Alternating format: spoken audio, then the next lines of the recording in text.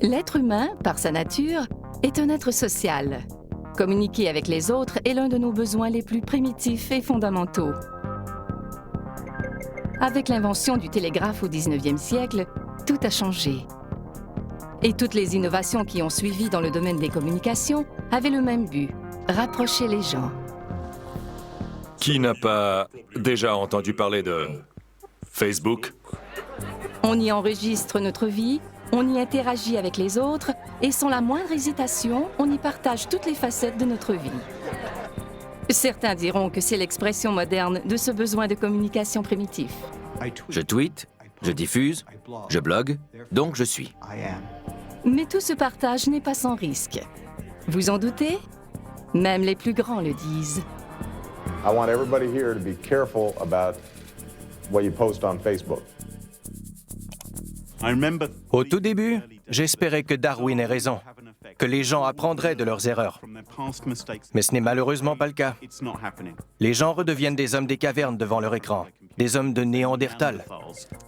Hommes des cavernes ou pas, rien au monde, absolument rien, n'attire autant d'utilisateurs des médias sociaux que Facebook. Facebook est un énorme jeu de rôle multijoueur en ligne dont le but est de récolter des amis. Vous n'êtes personne sur Internet si vous n'êtes pas sur Facebook. Il n'y a pas de doute. Les médias sociaux changent notre façon d'interagir avec les autres. Mais plusieurs l'ont appris à leurs dépens. Le partage de tous ces renseignements personnels avec de purs inconnus a parfois des conséquences imprévisibles. Mais à quel point au juste? Demandez à vos enfants. Facebook est largement utilisé pour partager de l'information sur des événements à venir.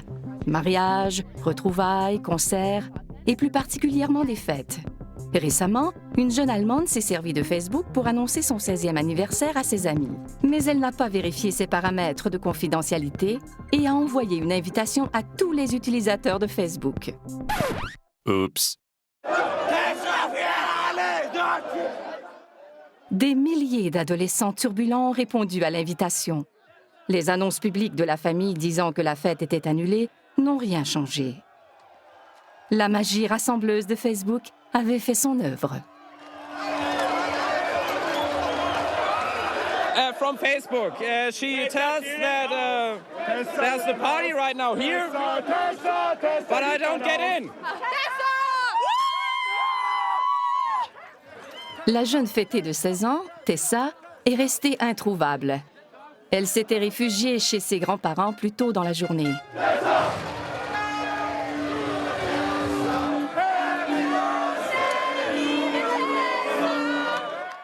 Un clic inoffensif sur Facebook, un moment d'inattention à 16 ans et toute une vie de notoriété sur Facebook. Tessa a vite compris les conséquences d'une banale erreur sur Facebook. Mais ce n'est pas toujours le cas. D'autres n'en ont payé le prix que des années plus tard.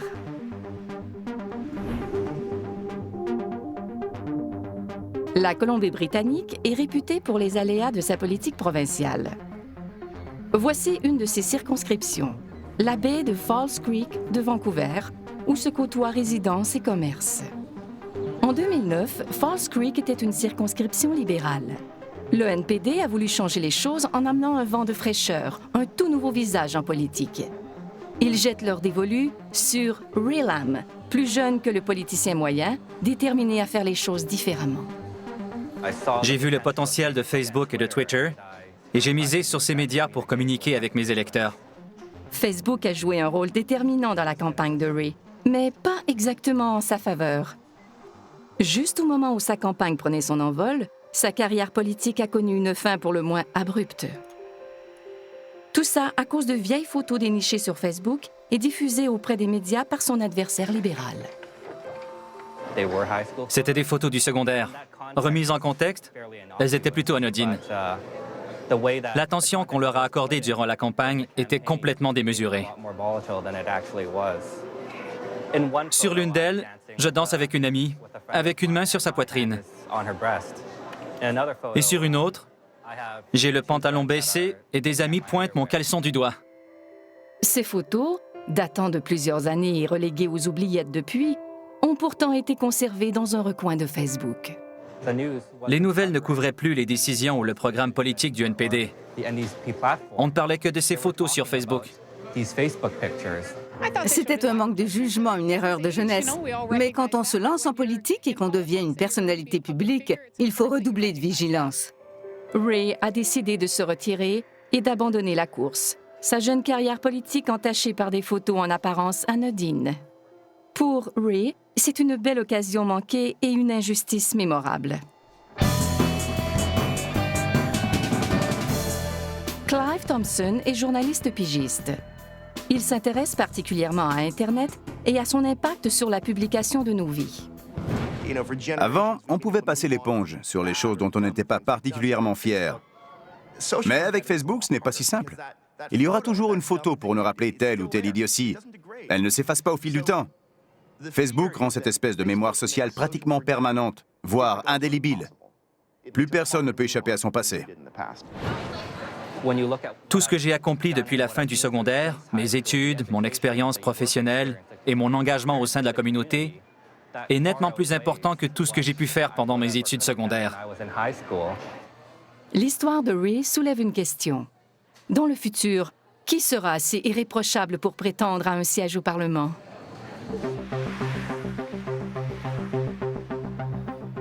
Chaque jour, des millions de photos et de microbillets potentiellement compromettants sont versés sur la toile, au vu et au su de tous.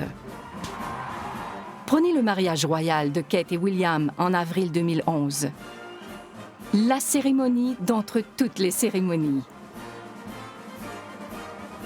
Un moment prestigieux pour plusieurs régiments des Forces armées britanniques, dont les très décorés Scots Guards. La sélection des gardes pour un événement de cette envergure est très exigeante. L'un d'entre eux, Cameron Riley, âgé de 18 ans, n'a pas été retenu. Tout ça à cause d'un commentaire publié sur sa page Facebook. Dans un spectaculaire manque de jugement qui a fait le tour du monde, Riley a traité la future mariée de « vache coincée ». Dans la foulée, il a ajouté que c'était une « traînée de la haute » et que personne n'en avait rien à foutre. Un écart de conduite qui a coûté à Riley sa présence au mariage royal. Cette histoire risque de le hanter pendant toute sa carrière militaire, ou du moins ce qui en reste.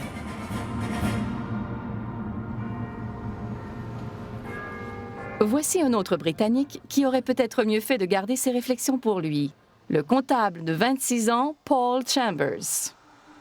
L'homme a acheté un billet d'avion en partance d'un aéroport régional pour visiter sa copine à Belfast. 9 jours avant son départ, l'aéroport est paralysé par une tempête de neige.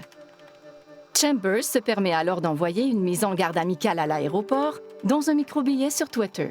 Merde. L'aéroport Robin Hood est fermé. Vous avez 1 semaine pour rétablir la situation, sinon je fais sauter l'aéroport. Pas très futé, Monsieur Chambers. Le microbillet ayant été publié sur un réseau public, le personnel de l'aéroport a été alerté et ne l'a pas pris à la légère. Paul Chambers a été la première personne du Royaume-Uni accusée en vertu de la loi sur le terrorisme pour des menaces proférées sur Twitter. À cause de toute cette agitation, il a perdu son emploi comme directeur financier. Mais à quoi a-t-il pensé au juste? À en juger par ses actions, il y a de quoi se demander si ce type n'est pas complètement idiot. D'un autre côté, on vit à une époque où il faut apprendre à faire la distinction entre le monde réel, où seules les personnes dans la même pièce nous entendent, et le monde virtuel, où tout le monde entend ce qu'on dit. Apparemment, il n'a pas poussé la réflexion jusque-là. Au final, Paul Chambers a été condamné à une amende de 1 500 $ et a été banni de cet aéroport, à vie. Incorrigible, il réagit à sa condamnation dans un autre microbillet. Je remercie la couronne d'avoir tout fait pour ruiner la vie d'un citoyen ordinaire. J'adore la Grande-Bretagne. Et depuis quand devrait-on se méfier des lavoto-bénéfices?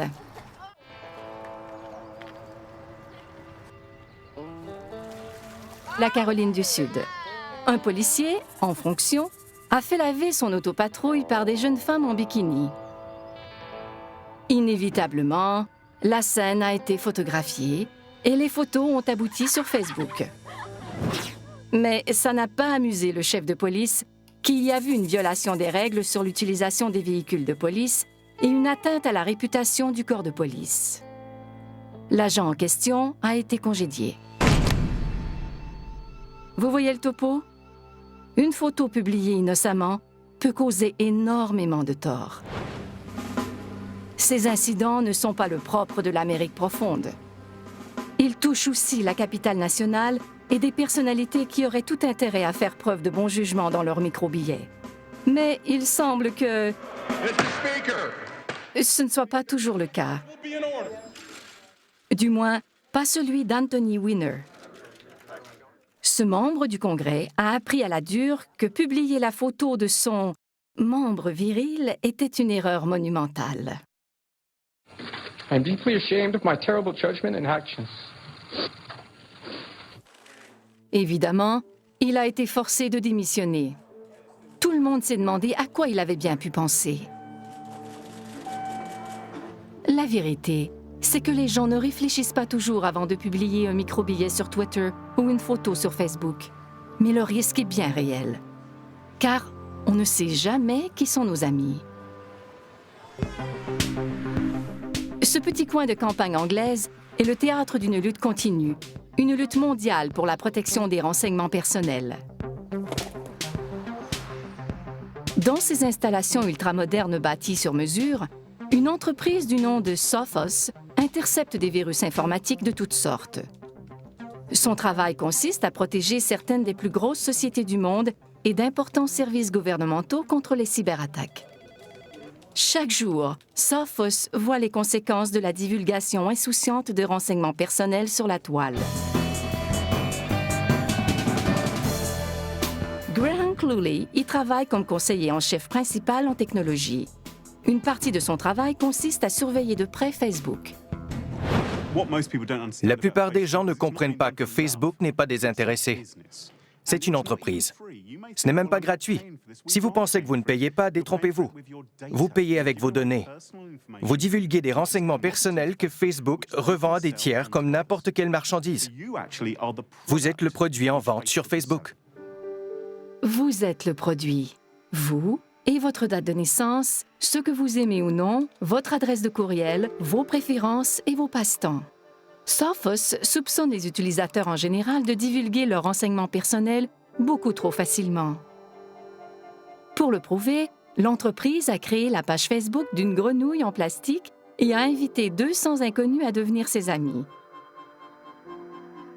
Près de la moitié de l'échantillon a accepté et partagé sans hésiter ses renseignements personnels avec Freddy la grenouille. Leur nom, la liste de leurs amis, leur formation et ainsi de suite. Le problème global, c'est que les gens n'ont pas l'air de comprendre que les renseignements personnels ne sont pas personnels pour rien.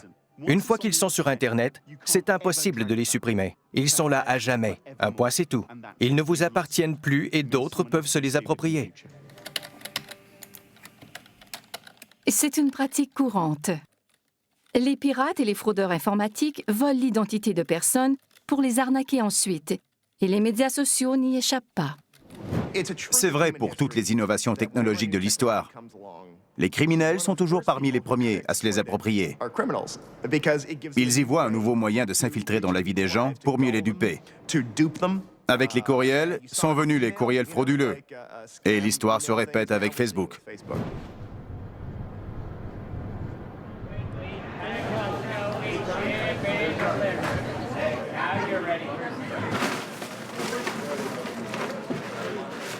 Brian Rodberg en sait quelque chose. Il a travaillé pendant des années comme directeur des communications pour Microsoft. En 2009, sa page Facebook a été prise d'assaut par un pirate informatique professionnel. Ma fille faisait ses devoirs dans le séjour. Puis, elle a vu en consultant sa page Facebook que mon profil avait été actualisé et indiquait « Brian Rodberg a un urgent besoin d'aide ». Elle m'a aussitôt demandé si tout allait bien. J'ai répondu que tout allait pour le mieux. Ce n'était évidemment pas le cas. Le pirate a pris soin de communiquer avec tous les amis Facebook de Brian Rodberg pour leur faire croire qu'il était dans le pétrin que j'avais été braqué à Londres, que j'étais là-bas avec Sharon et les enfants. Ils connaissaient le nom de ma femme, car elle était parmi mes amis Facebook. Ils ont vu mes photos.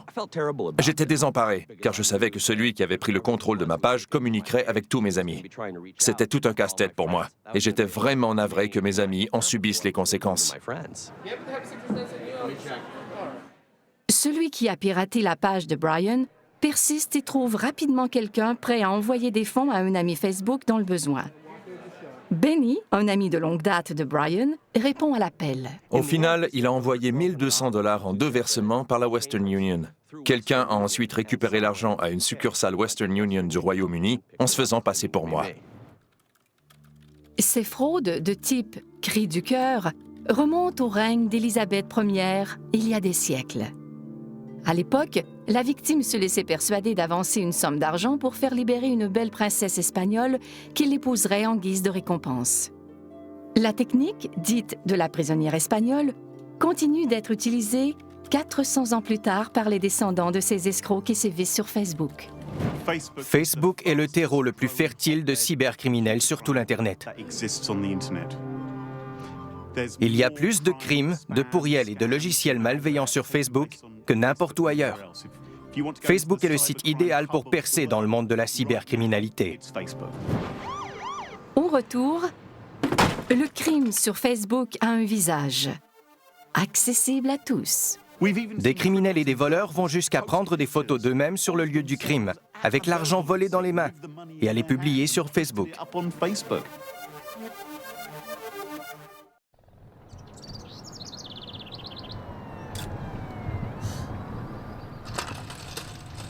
Nous sommes dans un quartier résidentiel paisible de Washington, D.C.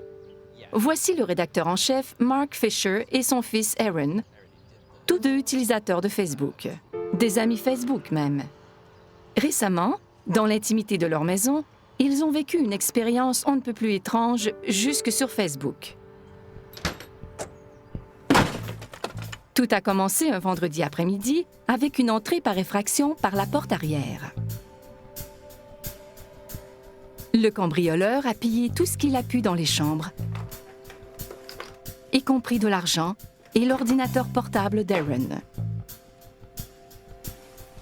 Il est même allé jusqu'à voler un nouveau manteau d'hiver tout juste arrivé de chez Macy's. Le voleur était parti depuis longtemps quand Aaron est rentré de l'école. Il a constaté le vol et a communiqué avec ses parents. On a reçu un courriel dont l'objet était « À l'aide ». Les Fisher appellent immédiatement la police et arrivent à la maison tout juste avant les policiers. Ils nous ont expulsés de la maison en quelques secondes pour la fouiller et s'assurer qu'il n'y avait personne à l'intérieur. Un vol en apparence anodin qui prend soudainement une étrange tournure. J'ai reçu un message texte d'un ami qui me demandait d'où venait la photo sur ma page Facebook. J'ai couru jusqu'à l'ordinateur de bureau de mon père, qui était toujours là, et je suis allé sur Facebook pour savoir de quoi il parlait. C'est là que j'ai vu la photo. Avant même de quitter la maison avec le portable d'Aaron, le cambrioleur s'est photographié avec la caméra de l'ordinateur et l'a publié sur la page Facebook d'Aaron au vu et au su de tous. Tout s'expliquait. J'ai fait monter un des policiers dans mon bureau. Je lui ai montré la photo et je lui ai dit que c'était notre homme. Il portait un manteau ample et il souriait bêtement en tenant l'argent dans une main et en le pointant de l'autre. Le policier n'arrivait pas à croire à quel point ce type était stupide, car il ne s'est pas contenté de prendre le contrôle de la page d'Aaron. Après avoir mis fin à sa session, il a accédé à son propre compte Facebook depuis le même ordinateur volé. La police a pu retrouver le malfaiteur par l'entremise de son compte Facebook et porter des accusations contre lui. Rodney King, 19 ans, a plaidé coupable et a été condamné à une peine d'emprisonnement. On ignore s'il continue de mettre à jour sa page Facebook. Le problème, c'est que les gens ne cherchent pas à savoir si ce qu'ils font aujourd'hui est idiot ou risque de les faire passer pour des idiots dans un an. Et c'est particulièrement vrai chez les jeunes, dont la personnalité change très rapidement. La personne qu'on était à 19 ans peut être complètement différente de celle qu'on est devenue 2 ans plus tard. Le problème avec Facebook, c'est qu'on publie une photo qu'on trouve très drôle sur le coup. Mais 2 ans plus tard, tandis qu'on se cherche un emploi, un employeur potentiel peut l'avoir en se renseignant sur nous. Cette photo idiote est encore là, et elle est toujours aussi idiote 4 ans plus tard.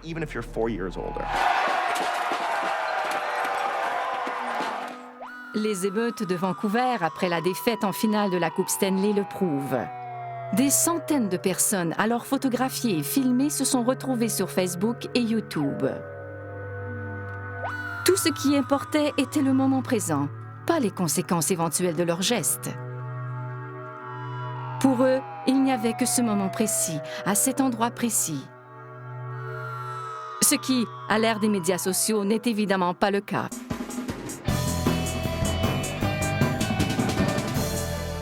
Mark Federman est éducateur et spécialiste des rapports interpersonnels à l'ère des médias sociaux. Le monde d'aujourd'hui est complètement différent de celui dans lequel beaucoup d'entre nous ont grandi. Notre expérience du monde est très étrange. Les gens posent des gestes qui nous paraissent complètement absurdes. Les anciennes règles ne s'appliquent plus. Et cette situation peut porter à confusion pour certains, car on vit à une époque en pleine transformation, du jamais vu depuis le milieu du XVIe siècle.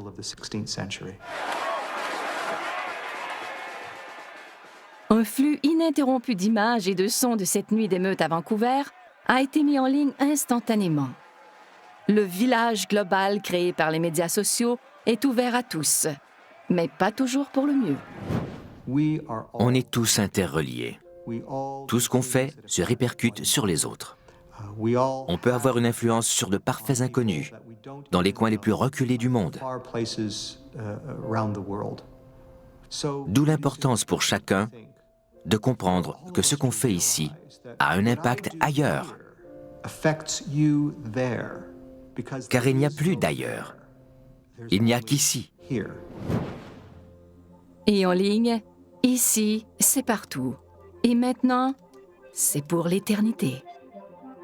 Au lendemain des émeutes de Vancouver, une nouvelle page Facebook a été créée dans le but d'identifier les casseurs sur les photos disponibles, de mettre un nom sur ces visages pour les humilier publiquement dans une sorte de lynchage en ligne. Le site déborde néanmoins de photos de casseurs qui ne s'attendaient certainement pas à faire le tour du monde. Dans la réalité, quand on dit ou fait quelque chose, seules les personnes de notre entourage immédiat en ont connaissance, sauf exception. Sur Facebook, toutes les personnes qui ont accès à votre profil savent ce que vous avez dit ou fait, y compris les personnes que vous avez oubliées, dont vous avez accepté la demande d'amitié il y a 1 an ou 2. Les amis de vos amis le sauront peut-être aussi, sans compter ceux qui copieront et colleront vos publications pour les transmettre à d'autres, que vous pouvez à peine imaginer. Mais cela échappe encore à de nombreux utilisateurs de Facebook. Des photos comme celle-ci peuvent porter à confusion. Qui est vraiment un casseur et qui n'en est pas un? La réalité est parfois tout autre que ce que Facebook suggère.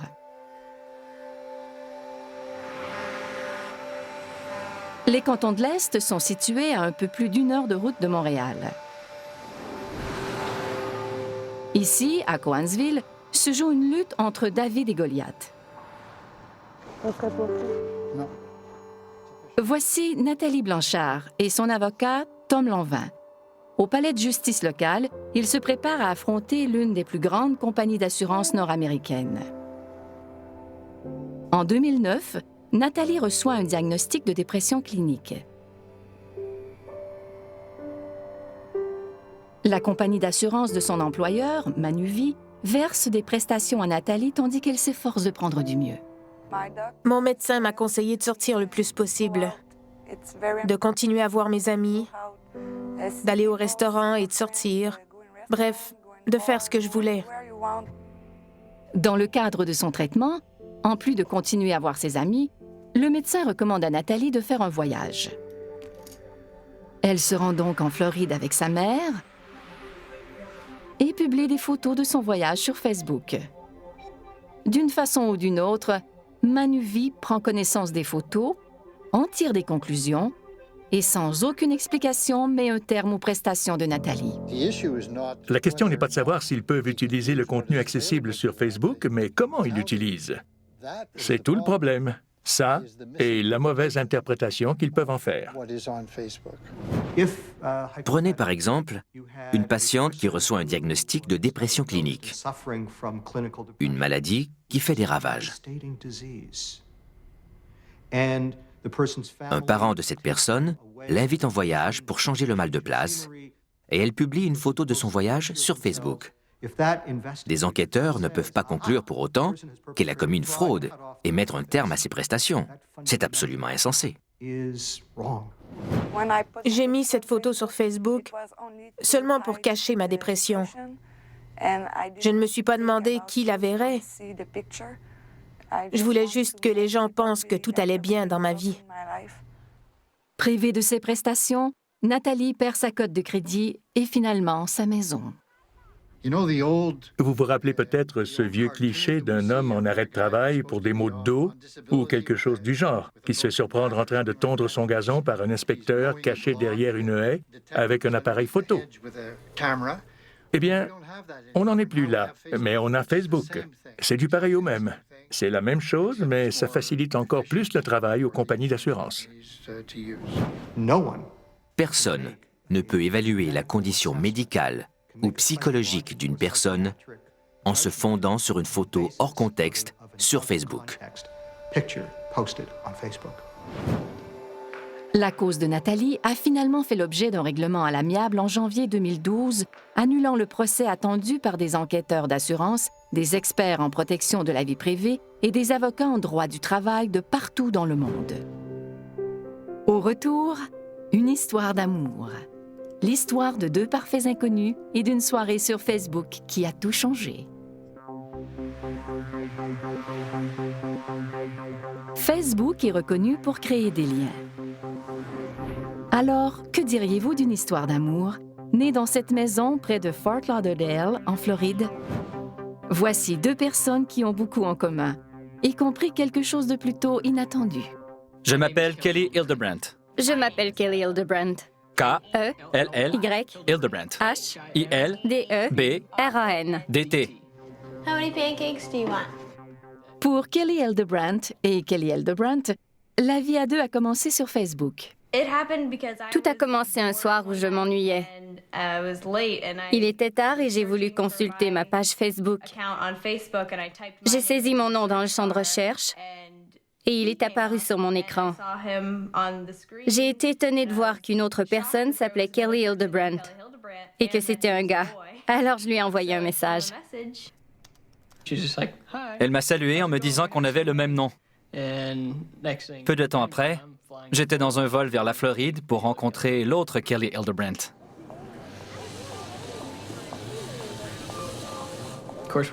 On a découvert qu'on avait beaucoup plus en commun que notre nom. Avant de la rencontrer, j'ai dit à mon pasteur que si elle était la même en personne qu'au téléphone, c'était la bonne.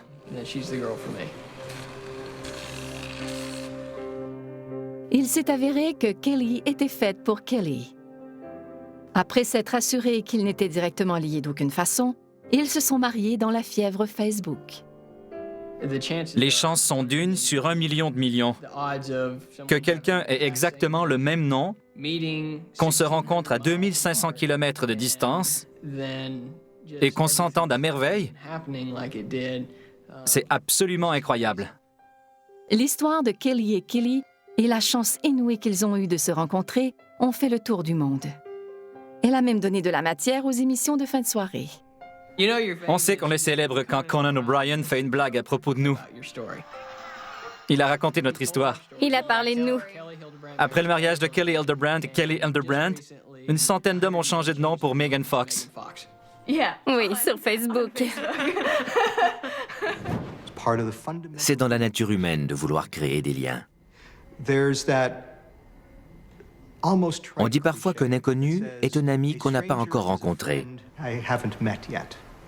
Dans un monde où il n'y a plus de barrières, c'est une formidable pensée à retenir. Sans Facebook, je n'aurais jamais rencontré Kelly. Je peux dire que Facebook a littéralement changé ma vie. Je dois ma formidable femme à Facebook. Si ce n'était pas de Facebook, je n'aurais jamais rencontré l'autre Kelly Hildebrandt.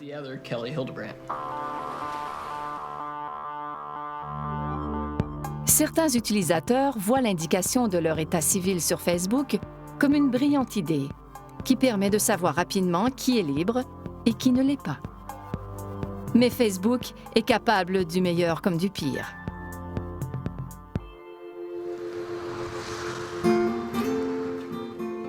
Lowell, au Massachusetts, est le berceau de la révolution industrielle aux États-Unis. Jadis, les usines de textiles y fleurissaient pour traiter le coton venu du Sud. Ces usines sont aujourd'hui fermées et Lowell tente de se redéfinir depuis quelques années. C'est également le cas de Ken Savage, dont la vie a pris un tournant grâce à Facebook. Mon ex-femme se servait de Facebook pour communiquer avec ses amis. Mais elle y a vite vu l'occasion de retrouver d'anciens petits amis. Vous le voyez venir. Sa femme a fini par le tromper et il l'a prise en flagrant délit. Facebook a très certainement précipité la fin de mon mariage. On n'avait plus une très bonne communication. Elle a cessé de s'intéresser à moi et a jeté son dévolu sur Facebook. Elle aussi a compris alors que c'était fini entre nous. Elle n'était plus heureuse et a pensé trouver ce qu'elle recherchait plus facilement sur Facebook. On entend des histoires, et je suis sûr qu'elles sont vraies, de couples où l'un des partenaires essaie de discuter avec l'autre tandis qu'il a les yeux rivés sur Facebook. Tout ce flux de stimuli sociaux est si riche que certains n'arrivent pas à en faire abstraction, même quand ils sont dans la même pièce que leur supposée tendre moitié. Ken et sa femme se sont séparés. J'ai expliqué à ma famille ce qui s'était passé et pourquoi je la quittais. Je leur ai dit qu'elle m'avait trompé sur Facebook. Mais ils ont tous ricané en se demandant comment c'était possible. En quête de réponse, Ken crée son propre site web. C'est le site facebookcheating.com. J'y aborde toutes sortes de sujets. Et le site est très fréquenté. Il enregistre jusqu'à 50 000 requêtes chaque mois. De toute évidence, Ken n'est pas seul.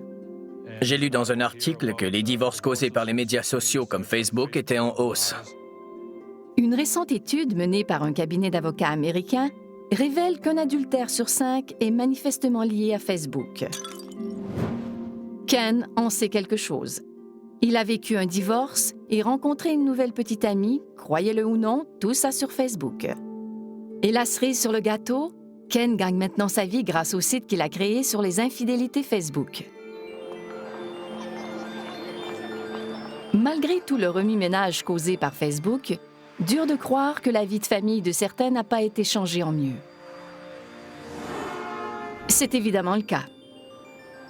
Avec plus de 750 millions d'utilisateurs dans le monde, Facebook a également permis d'étonnantes reconstitutions de famille.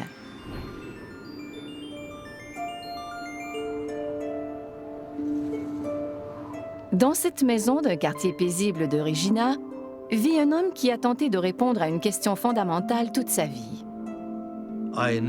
Je n'ai jamais eu le bras de mon père autour des épaules. Je n'ai jamais connu mon père.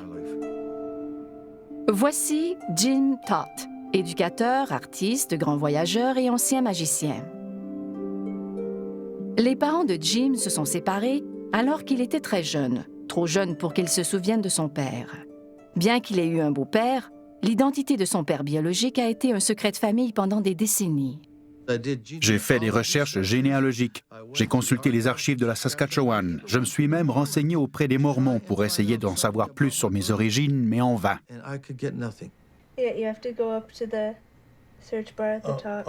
Tout a changé le jour où sa petite fille, Janelle, l'a initiée à un nouveau monde sur son ordinateur.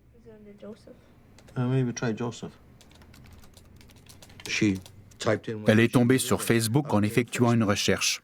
Je lui ai demandé si on pouvait vraiment retrouver des gens avec ça. Elle m'a dit oui, alors je lui ai demandé de m'aider. Et le nom Porkolab a donné un résultat, avec une minuscule photo. J'ai été très surpris. Je ne m'attendais pas à ça. C'est la première fois que j'avais une réponse positive. J'avais la photo sous les yeux. J'ai découvert que c'était mon demi-neveu. Et c'est ainsi que j'ai retrouvé mon demi-frère, d'un seul clic. Plus d'un demi-siècle de recherche résolue en quelques minutes sur Facebook. Bonjour Jim. J'ignore par où commencer, mais ton père était mon grand-père. À ce moment précis, j'ai établi la connexion que j'attendais depuis 50 ans. Mon père était son grand-père. J'avais réussi, après 50 ans de recherche. Et c'est grâce à Facebook que j'ai établi cette connexion. Ce genre de retrouvailles, qui n'auraient sans doute jamais pu avoir lieu dans le passé, se produisent au quotidien de nos jours. C'est le beau côté de la médaille. C'est pourquoi les utilisateurs, malgré leurs mauvaises expériences, retournent sur Facebook, parce que la magie de Facebook continue d'opérer. Jim a rencontré les membres de sa famille cet été-là. Ce qui était perdu a été retrouvé, grâce à Facebook.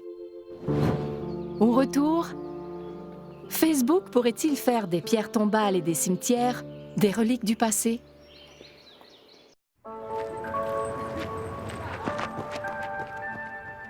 Les médias sociaux nous rapprochent de mille et une façons.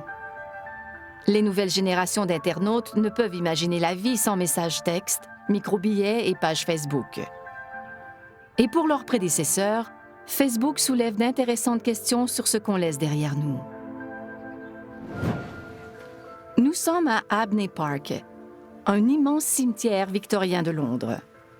Des milliers de personnes sont enterrées ici, mais on ignore tout de ce qu'elles étaient dans la vie, de leur apparence, de leurs amis, de leurs amours.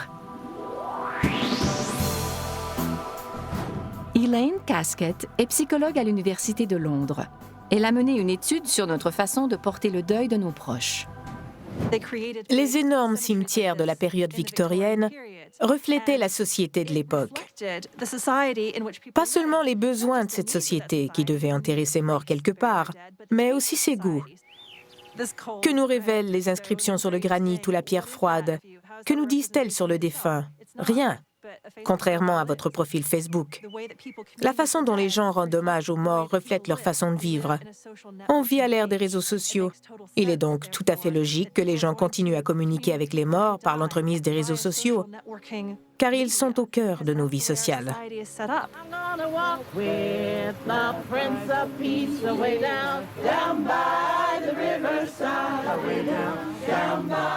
La famille et les amis de Wilma Jones sont réunis pour lui rendre un dernier hommage.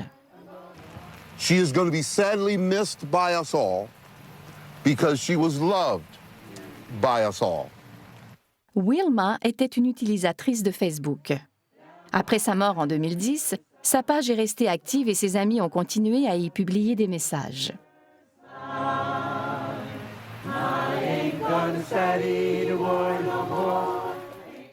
Je t'aime, Wilma, et je sais que tu as été accueillie au ciel à bras ouverts. Je compte sur toi pour embrasser toute la famille de ma part. Si vous êtes très actif sur Facebook, que vous multipliez les publications, avez des tonnes d'amis et de conversations, et que les gens commentent vos photos, Facebook dresse un portrait très riche de la personne que vous étiez. Pas seulement de vous comme personne, mais aussi dans le contexte de vos relations, y compris avec les personnes que vous laissez derrière après votre mort. Jesse, okay? She's just like love. That's what Wilma is. Just love. That's all I like to say. Thank you, Jesse. I think she's a testament to what we need to remember what life is about. Il semble que pour beaucoup de personnes, continuer à communiquer avec quelqu'un sur Facebook après sa mort soit le moyen le plus concret et le plus direct de maintenir des liens avec cette personne. Ce n'est pas rien. Chère tante, c'est aussi bizarre que réconfortant de savoir que, quand je veux te parler, je n'ai qu'à écrire sur ton mur Facebook. J'ai l'impression qu'en cliquant sur « Publier », mon message va droit au paradis.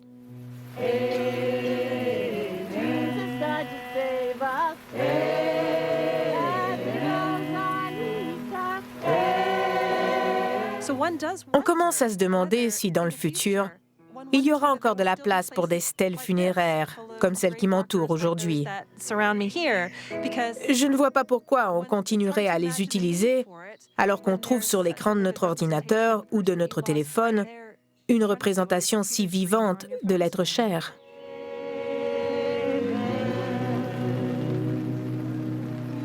Thank you, everybody.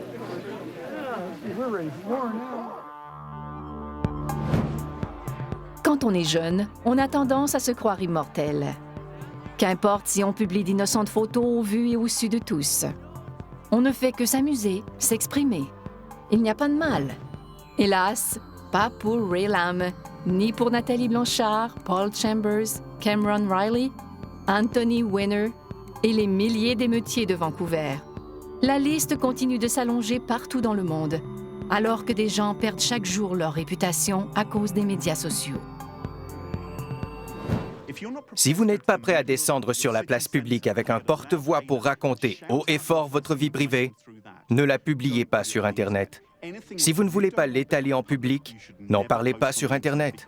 Vous faites confiance à une société pour garder vos renseignements personnels secrets, mais ce n'est pas exactement dans sa philosophie d'entreprise. Et quelle que soit la philosophie de Facebook, ça fonctionne. Il ne tient qu'à nous de nous y adapter.